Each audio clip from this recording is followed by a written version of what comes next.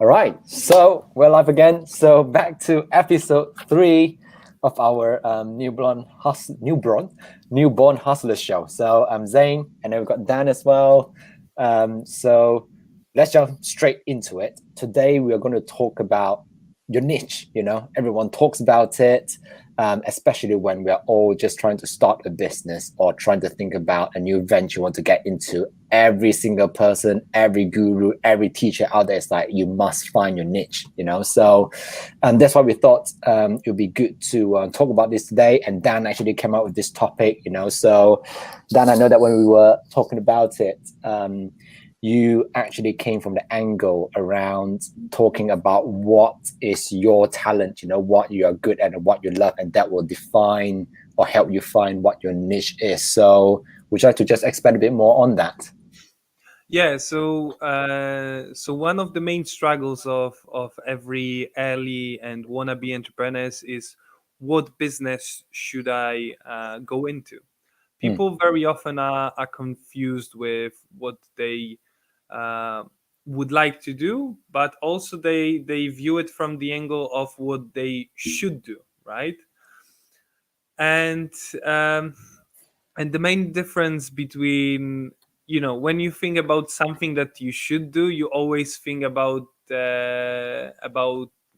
things, about activities that you're good at. So and but also there is this other side, that there are activities that you might not be good at the moment, but you are really enjoying them, you love them, and that's when you will get extra motivation, inspiration for action, really. Mm-hmm. My view is that you should be really passionate about something if you want to excel in it, because Mm-hmm. you might be good at something, but at the end you might not be enjoying it, and actually you will never strive for this um, upper echelon of greatness in this field, in this industry, in this niche, whatever you are doing.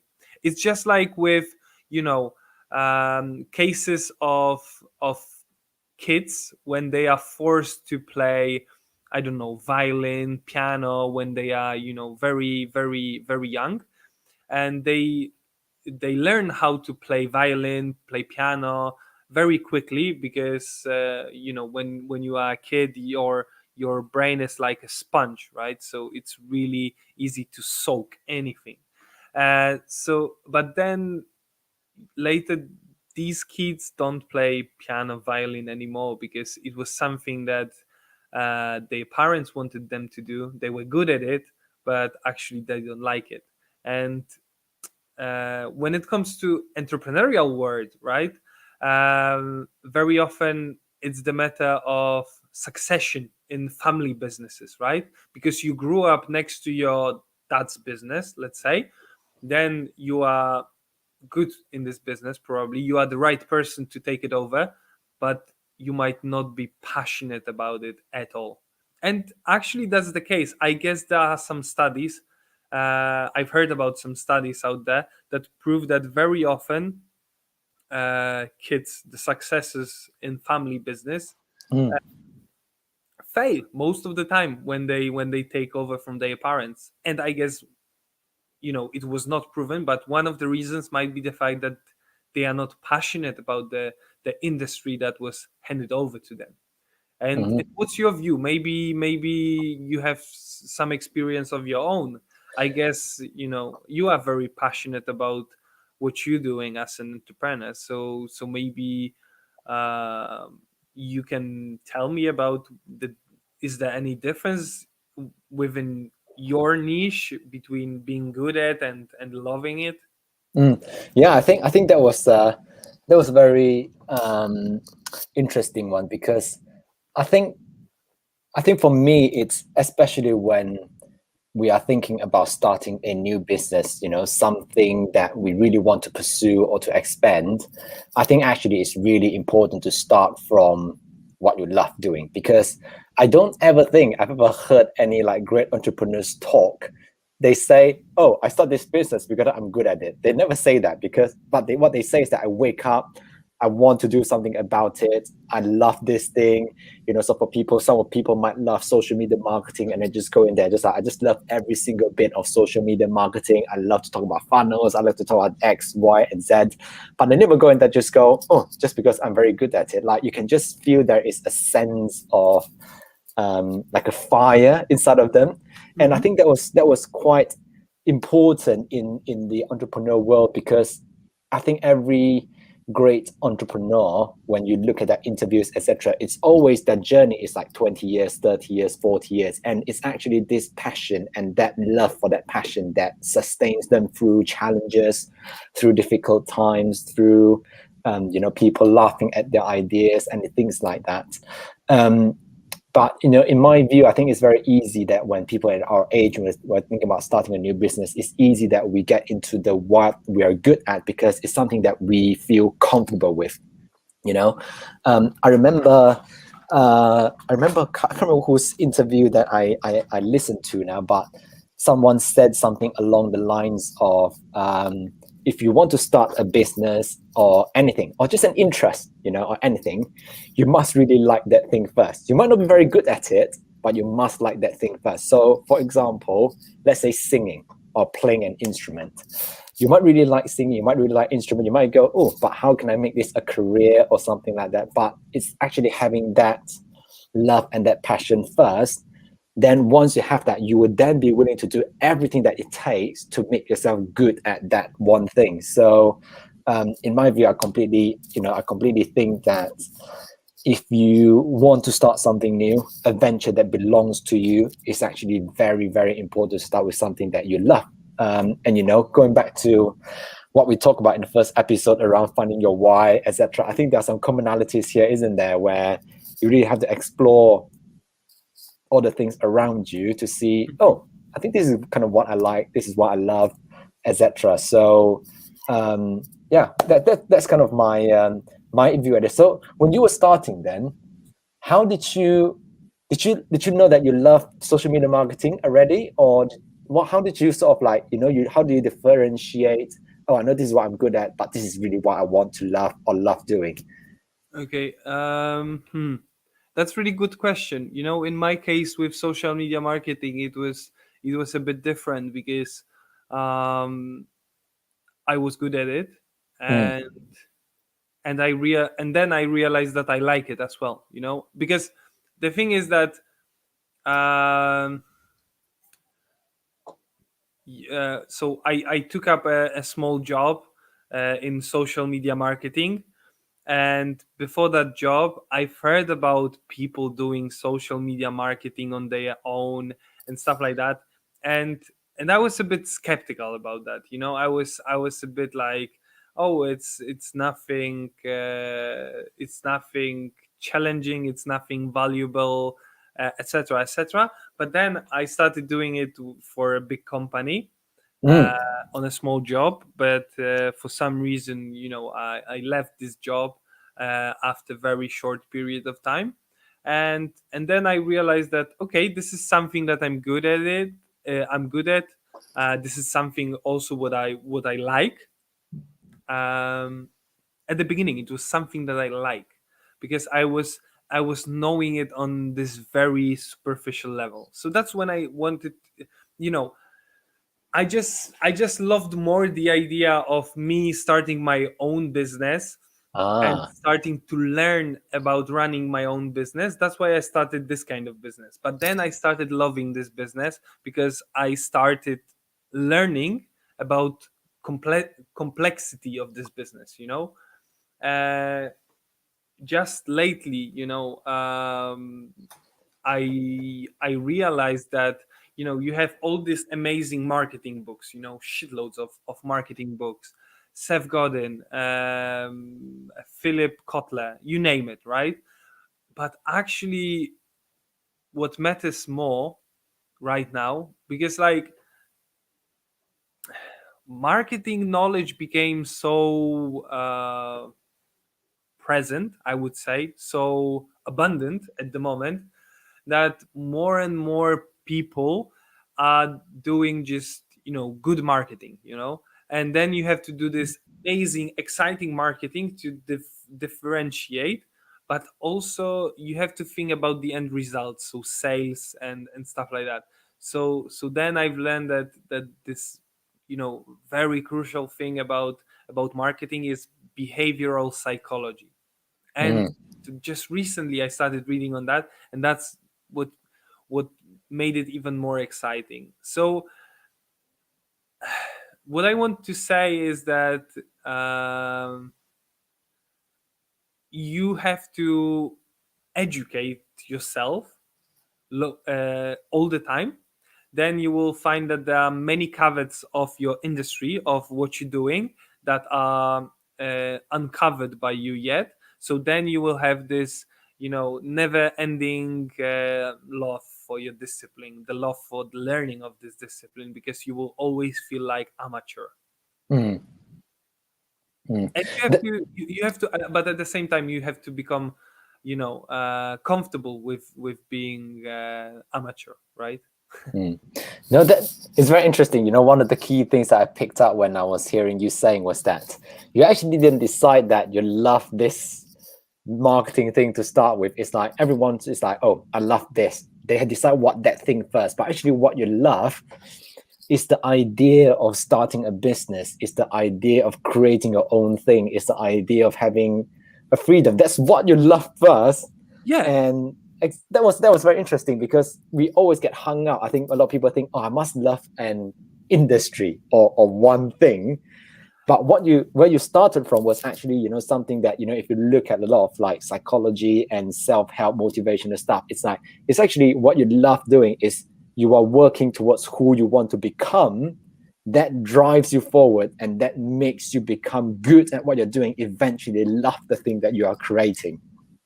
Like that's 100% true. And that's why I have, like, so I think once we talked about inspirations instead of role models. Don't have role models, have inspirations. Mm, And truly inspirational entrepreneurs for me are those who have the most diversified portfolio of industries, you mm, know so like, great inspiration for me, for example, okay, rather obvious example, but it's Richard Branson. This guy dipped his toes in so many different industries, um, and I just think it's because of his curiosity and his admiration for learning. So he wants to learn every like he wants to learn new things, and like learn big time. Because, for example, in when you go into just one industry and you focus on this one industry, in first couple of years you will make great progress in terms of accumulated knowledge about this particular industry, right? But after this threshold of accumulating, let's say, 80-90% of the knowledge, then you will move just by small bits. You will never mm, go until 100%. You will never know everything about your industry, but you will move by those very small bits. But at the mhm, beginning, the learning curve is enormous, and that's, I think, what Richard Branson is passionate about this very steep learning curve when he enters every new industry. mhm. No, that I like that. That is very interesting, because when I reflect back and think about why I start doing what I'm doing, which is around the area of like coaching, etc., particularly for like young adults, I was thinking like, it's not. Yes, I love this thing about being able to share my knowledge and then just help someone. Some of them are like in career wise, some of them are in like relationships or whatever. But actually, you're right. It's really about I want to become a person who goes out to create something, not just consume, but actually become a person who can put something outside into the world and have your footprints and your way of doing things that someone else could potentially benefit from. I think that was really, really interesting. So, we were talking about good at and what do you love. We went from something that we should focus on in terms of industry to become actually, the drive comes from who do we want to become. You want to become someone like this, I want to become someone like this, and that actually drove us forward and let us start to realize, oh, I kind of love this, I'm good at that, why don't I combine them and create something of my own? So that was very interesting. Yeah, definitely. And this is kind of, we have to remember that very often we might say that, oh, this is deliberate action. We are doing this and this because we want to become this. But actually, most of the time is that I want to become this kind of person, and subconsciously we will be looking for pathways to get there. Yeah, absolutely. So when you were thinking about like going into or deciding which sort of industry you want to get into, does money, how much money you can make, have a role in your decision? Uh, mm, no, not You, really, because no? I know that, you know, if I was focused on money, then I should have gone corporate job after graduating. Like, money is not an issue for me, definitely. Mm, Like, mm, I'm still figuring out the way for my business to be profitable. I make a living, that's great, but I want more and more and more and more. of course. But I treat it more as an indicator of developing myself as an entrepreneur. But yeah, definitely, when you want to become an entrepreneur, and picking up your niche, then financials are one of the reasons, probably. But honestly, if you are about to pick an industry that that is paying a lot, for example, even to small players in this industry, because you are picking an industry that is paying well, but you are not good at it because you don't love it, right? Mm, And you will never become really good at it because you don't love it. So then, you know it's better to pick a niche where you will be really, really, really good. You will get to these upper echelons of greatness. Then probably you will be extremely wealthy. That's what I believe. That's what most people say, that they become passionate about their industries. That's what get them to greatness. That's what get them to wealth. mm. That's really good. I remember when I was really young, my dad once told me that there's like this dentist friend who earns a lot of money, and he never knows how much money he's got where. He might have like 200 different accounts, and he never knows where money is. But he's just wealthy.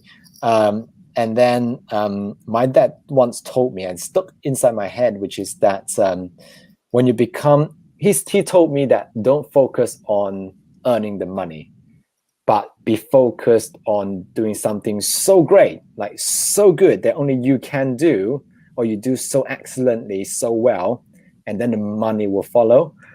I have to say that thing never quite sit inside my head, because I was like, how it kind of makes sense, Mm-hmm. but it's really hard to take in, to really think, oh, I should focus on this. Because I think even in my case, like even now, sometimes I think that I I so I want to run, so because I have a different situation where I can't start the business yet because I've got some visa issues, etc. So I have to wait for those to pass, and then I need to follow the regulations basically. So I'm thinking that, oh, should I still do it? I'm not going to earn any money of it. I was still using money as a indicator to decide whether I want to do this thing. Because it's something that you can immediately measure yourself against. And I think because clearly we don't want to spend money or put in work and effort when there's no nothing that comes back in return, you know. But I keep telling myself that what if it's the impact that I should first focus on? It's the change that I want to make. It's the person who I become. It's like earning my stripes now. What if I just use this time that I've got now to try things out, earn my stripes, so that when I'm ready to go, I know that what I created will work for people. Mm-hmm. So it's hard. I'm not going to say that not focusing on the money is like ignore the money, don't worry about it, it will come later. I think that's complete bullshit. You know, I think it's important to have that income source, but that income source will come when we really focusing on mastering and that particular skill that we want to master and be so good at it, and then people will come for you instead of you having to go out and look for customers. Mm-hmm. Mm-hmm.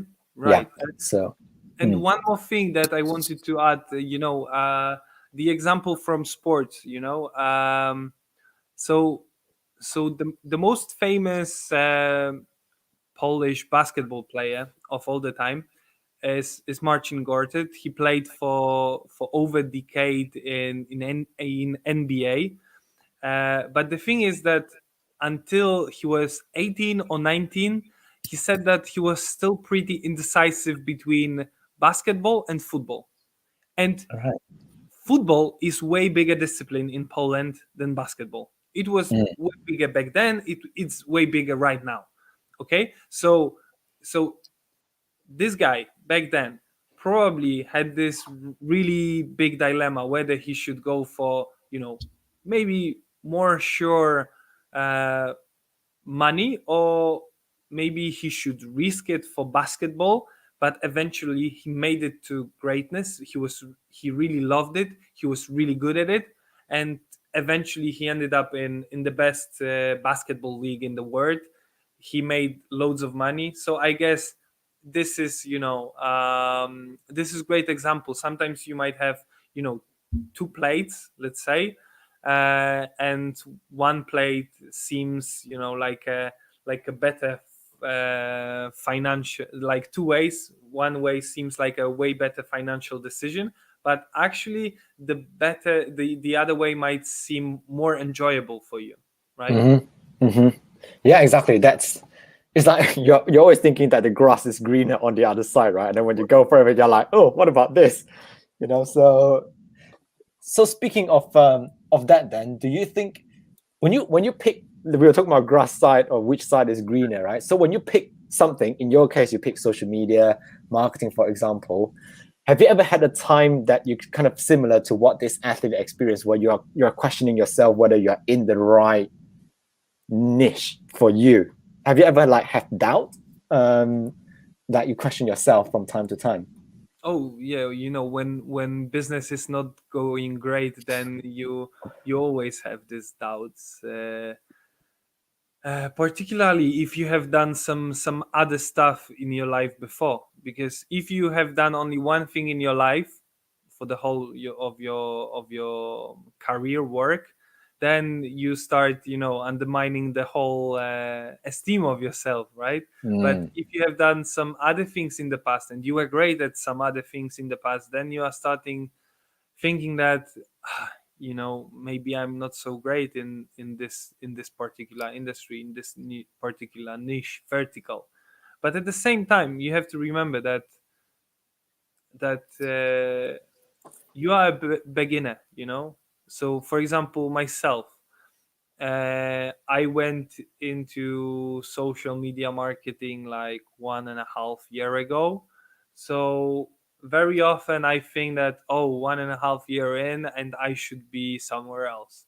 But at the same time, I hear about people who are in this industry for 10 years. So they started when uh, you know Facebook was pretty early pretty early in Poland, right? mm, So these people went through all the changes that happened on Facebook, for example, in last 10 years, on Instagram. They've seen the rise of LinkedIn, Twitter in my country, and now they are observing TikTok, and they are, smart and smarter in many ways. So yeah, at some time I having doubts whether sometimes I'm having doubts whether I should be in this industry, but then uh, I think essential question is uh, essential question that you should ask yourself is that when there is like 2 a.m. in the night and you're working on something for your work, for your business, for your work or whatever, because it also relates to people who are working corporate.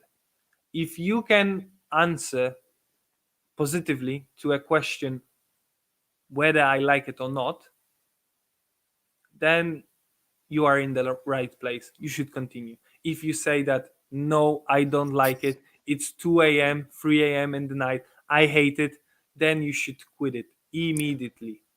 That's a great way of looking at it. I was going to ask you to, like, when you have, those moments of doubt, what do you do? But I think you kind of just summarized that, is that you just ask yourself that question from time to time, right? Is there any other way that you use, so for example, I don't know whether do you go on, when you have doubt, do you go on like YouTube to listen to someone, or to help you sort of like, apart from asking yourself that question, is there something else that you do when you have those doubts? Uh, I go for a walk. Oh, okay. And I'm trying to clear my mind. I'm trying not to use my social media when I'm going for a walk. I'm trying not to contact with anyone. I'm just trying to focus myself, and sort of I'm trying to have a conversation just with myself and telling myself that Mm, it's fine to be a beginner. And that I have plenty of time to excel as an entrepreneur, you know. mm, And sometimes um, lately I had really good strategy about some problem with one of my clients. My One of my client was complaining about the thing that I did, and okay, I didn't agree with their complaint, but then I thought to myself that uh, should I really be worried about this one complaint? Like, is Elon Musk worried when another Tesla burns? mm, I don't think so. So why should I be worried about one piece of content that I made for my client and he didn't like it? mm, So you have to get this, bigger picture mentality, You need to, mm, from the perspective of person who you want to be in the future, and then think whether they would be worried about a single thing in their business. mm. That's really good. That's really good. It reminds me of a story when I first run my Facebook ads. Obviously it was just an engagement ad, to get people to engage. It wasn't like trying to sell them something. It was just like, I remember it was really coming up to the end of 2020, and I just wrote a note on like a post-it note to say like 3 things to do before 2020, and just like, be grateful, buy someone a gift, buy yourself a gift, because it's been a hard year and we've come to the end. We should all celebrate it. It was something so simple with the pure intention that if someone sees it, I hope that someone can feel a bit better, because we're coming to the end of the year. There's a new change, a new year coming up, just to brighten up people's mood. And I remember there was one person, just one. There are like thousands of people who liked the post. There's just one person who commented and say, "Oh, another fake online guru trying to teach us X, Y, and Z." And you know what? It did affect me, because I was just like, "Oh shit! Like, what have I done?" But exactly that, when you think about the bigger picture, it's like, if I had not done that, the other 1,000 people would not have seen it. And I should not let that one person drag me down. And also because you have listened to so many people, on YouTube or podcasts, they all talk about their adversity. They all talk about people who don't agree with them when they first start off. So that thing actually became an indication for me. I realized that, wow, someone disagrees with me now, which means I stand for something, which means I have something that they don't agree with, and I'm not a people pleaser anymore. Like, I stand for something. Mhm. So that actually became a thing that tells me that you are onto something, and you just have to keep on going, So, but yeah, it just reminded me of that story, which is like, if I had not had run the ad, I wouldn't have worked with 10, 20 people individually and helped them out. Some of them, their financial situations got sorted. Like, those would not have happened if I had not had done that action. So suddenly you think, you know what, that one person who said that, fine. And actually, you and me, both like Gary Vaynerchuk. People ask him, how does he deal with haters? He was like, just be compassionate about them. Like, Yeah, yeah. people take Be sad about them. Be sad about them that they spend their time coming to your content, to your channel, to your profile, and wasting their time on commenting something they don't like. Just as we had this negative comments last yes, week. last week. We had this Yes. negative comments last week, and when we finished broadcast, I was a bit pissed that someone is just coming here, saying negative things about our broadcast when they can spend some time, spend their time better. I was angry at first, but then I became sad. I became sad for this person Mm, because they have a problem. Like, she has a problem. Not mm, not we don't have a problem. We're just doing our things. We just stand for what we do, and they just waste their time on giving us negative comments. And they think that they will stop us, but it's but not gonna no. happen. Here's the third episode. I mean, that was last It's week. We third just carried episode. on. We are just Yeah, starting. Okay. exactly. What's next? What's next on our prompters? Our last is your favorite. Is there Oh, a right industry to go into? I think that's where we end, which is, I think people, I think what we talk about, a lot of things make sense, but I think for people who are starting, certainly for me when I was thinking like starting, like, because you can only pick one, which means you have to say no to other options, right? So it's almost like people spend so much time trying to find the right thing. So I know you have a good conclusion you want to lead to. So do you want to share a bit of your thoughts around this? you know what? I just reminded myself about this, silly article that once my dad sent me when I was still in high school, I guess. Mm-hmm. And it was an article about uh, oh uh, about students from which faculty students are paid most after graduation. I think I've seen something similar before. Yeah. Like, you know what, this kind of articles are probably everywhere in the world. Mm, Every year, every newspaper will probably publish such an article. mm, And then high school students will read these articles, and they will think, okay, I need to go computer science, or maybe I need to go maths, I need to go finance, because then I will be making a lot of money. But okay, you might be making a lot of money, but will you get there to this upper echelon of being great in it if you don't like it, and you are choosing your uh, path into career based on some article in a newspaper, or maybe based on something that someone told you, like, for the other example, I have a friend who went to the wrong course at the university because his older friend told him that this is great course, and my friend didn't even check the course himself. He just trusted this guy, went to Wow. this course. After first year he dropped out and changed the course to something else. Mm, And I guess it's very often the same with some people going in certain industry, is that they hear from someone that some industry is sexy, it's growing, it's well paid, etc., etc. And then people will fail in those industries because they don't like industry, they are not suited for this industry, and they were told that this is the right industry to go into at the right time. mm, But actually there is no such thing as right industry at the right time. There is only right industry for yourself, based on your likings, based on your qualities, based on your interest. It's maybe it's a stupid saying, but if you love your job, you will never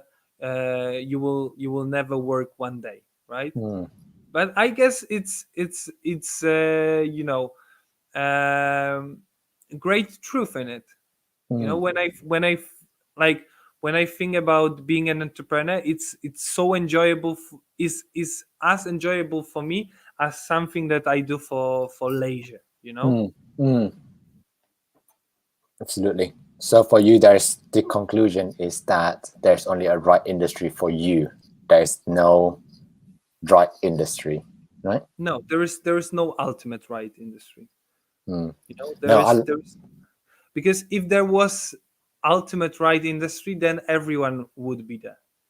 yeah, I love it, and I agree with you. And I just come from a place. I'm thinking that for people who are listening to this, I think if they first hear this, it's going to be hard to take in.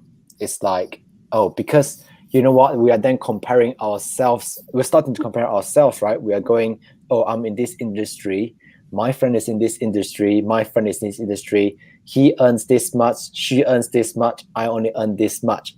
And we are using what is easily comparable to compare ourselves against other people because everyone tells us to do that. It's income, it's your status, it's your everything. Like we are judging ourselves based on something that is not to say that doesn't mean anything, but it's like we're judging ourselves based on a very traditional matrix of success: money, status, income, those kind of things, possessions.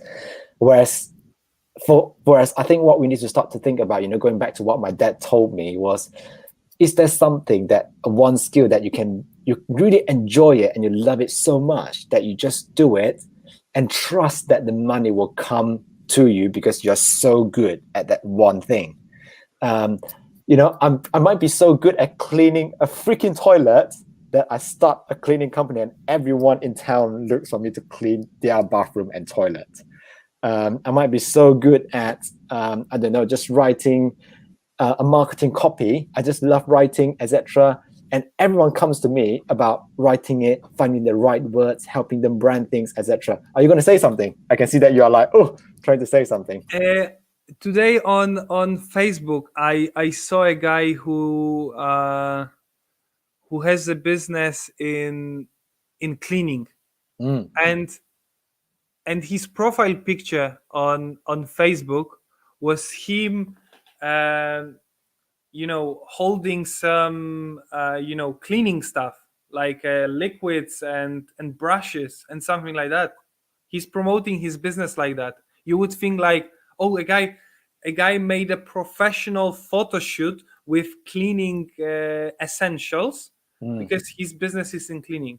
And but I smiled so wide because for me that's this kind of passion that everyone should have for their work, mm. for their industry, that they are proud to stand with those cleaning artifacts. Yeah. Yeah, exactly. It's like people see like barista, for example, like people who makes our coffee. It's like some people think like, oh, but you don't earn much money by doing that. Yeah, it's true. But what if the person who is in this building block doing a senior executive job his dream job, what if he's really good and he really loves making coffee for other people? And what if this person who is making coffee actually really loves to work in an office environment and he doesn't want to be there? So it's like, I think it's like we can't use the social way of looking at it. We have to really look at what we want, because ultimately it all doesn't matter. Because if you die tomorrow, or if you get knocked by a car, you'll be thinking, I should have gone to the coffee shop to make some coffee because I would love that. Or I should have tried to apply for an office job, not avoid it because it's hard or because people are smarter than me. So I guess it's when you think about your niche is, what would I regret not trying to do this if I die? Is like a serious word, but let's just use it. If I die tomorrow, if I'm gone tomorrow, maybe not die, because when you drop that, then you don't have even time to think about the regret. But if you had no possibility anymore to do such a thing, regret it. For example, you get handicapped or something like that, right? How would you feel then about not trying it? Exactly. Yeah, that's the way that I would, you ask yourself a question, and I think I would ask myself the question, which is, would I regret not trying if I don't have the chance to try anymore? When you're thinking about the industry or the niche you want to go into. Exactly. Any final words? I really like today's discussion, even though sometimes we went a bit sideways, We do. but I guess it was really, really passionate and very insightful, very spontaneous to some extent. We planned some main ideas, but at the same time we added a lot from ourselves. I'm glad that I guess I made quite decent appearance today, despite my indisposal, I would say. Yes, you should tell people what's going on. Yeah, I should not name this illness because apparently it's banned by YouTube algorithm, but I got it. So I just want to tell people to be safe, to look after themselves and after their close ones, because my symptoms of this illness are not so bad, but I guess for older people they might be severe. So I don't wish it to anyone to happen. Yeah, but you seem to be doing really well, which I'm very grateful for. So it's very good. You still showed up well. So all right, I think we'll leave it there. As always, we are going to be here every week, and we have to go back again to say, please, if you really love the episode, we would really appreciate if you just hit a like or leave a comment. Just let us know what you like about it, or if you don't like about it, let us know, because that for us means room for improvement. That can make things better for you. We did this not because we want to learn from each other, but we also hope that someone else will be able to grow and learn with us together. So yeah, leave a comment, let us know. Hit that like, subscribe, whatever button that's here. Click every single freaking thing. Subscribe and follow us on Instagram, because we put our snippets from the show on Instagram. So it's a really good way to refresh your memory with those valuable snippets. And also, if you don't have time to watch the whole show, then you can go to our Instagram and see the best bits from every show. Yeah, absolutely. So yeah, I guess we'll leave it there, and then we'll be back next week. Sure. All right. See you, everybody. Take care. Stay well in the meantime.